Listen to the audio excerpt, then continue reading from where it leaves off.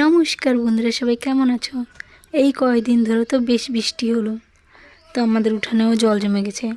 তারপরে আমি ঘুম থেকে উঠে দেখি আমাদের বাড়ির ছোট্ট মেম্বার বারান্দায় একা একা বসে আছে। তাই ওকে একটু খোঁচা দিলাম। এখন ওর সাথে গিয়ে বসে পড়লাম, বসে একটু রোদের আলো নিচ্ছি দুজন মিলে। তারপরে রান্নাঘরে চলে গেলাম পেট পূজা করার জন্য। তো পেট পূজা করার জন্য কয়টা নিয়ে নিলাম কাঁচা বাদাম, 2টা খেজুর, কলা, চিনি, মুড়ি সব কিছু মিক্স করে পেট পূজাটা সারে নিলাম। আজকে মা কাজে যায়নি, তাই মার যা ইচ্ছে যতটুকু ইচ্ছে সব কিছু কাটতেই ছিল।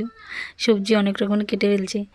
তো এখানে ঘ্যাটের জন্য সবজি কাটছে, তারপরে কাটছে শাক, তারপরে কাটছে আলুর বড়ার জন্য আলু কুচি কুচি করে নিচ্ছে, তারপরে আমের চাটনির জন্য আম কাটে নিচ্ছে, তারপরে পাকা পটল ছুঁয়ে করে নিচ্ছে।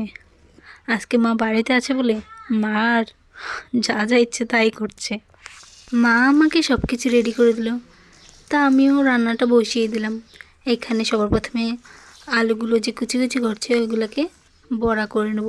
ওর মধ্যে পেঁয়াজ কুচি, লঙ্কা কুচি, রসুন কুচি, কালো জিরে, হলুদ, নুন, লঙ্কার গুঁড়ি এসব দিয়ে বড়া বানিয়ে নেব। তো এখন আমার বড়া হয়ে গেছে, আলুর বড়া।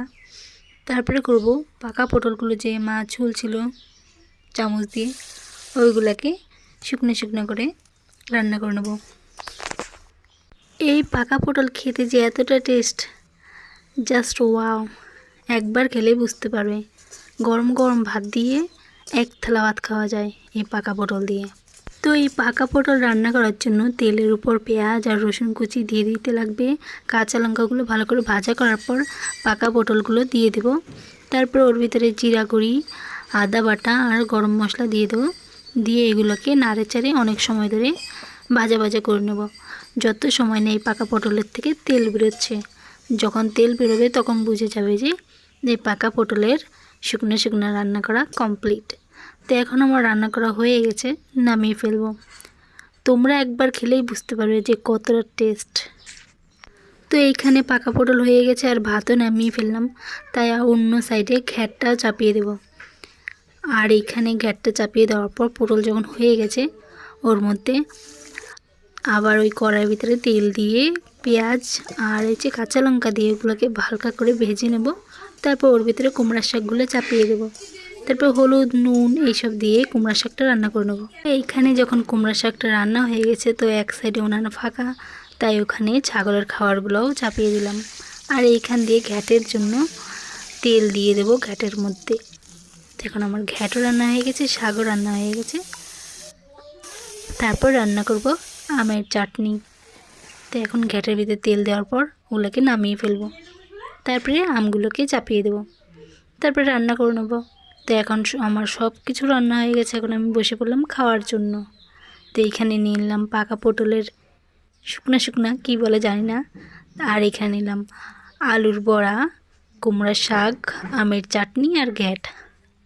তো আমার ভিডিওটা তোমাদের কেমন লাগছে কমেন্ট করে জানিও।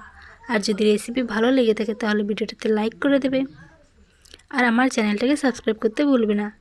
তো এখন আমি স্টার্ট করে দিলাম খাওয়া। তারপরে সবাই লাস্টে খাওয়া শেষ হওয়ার পর আমের চাটনিটা দিয়ে খাওয়ার শেষ করলাম।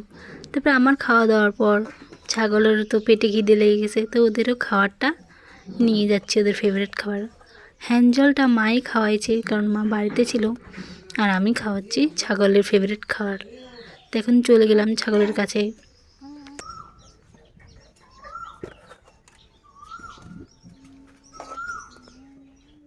এখন হয়ে গেছে বিকাল, তো বিকালের কাজটাও তো সেরে নিতে লাগবে।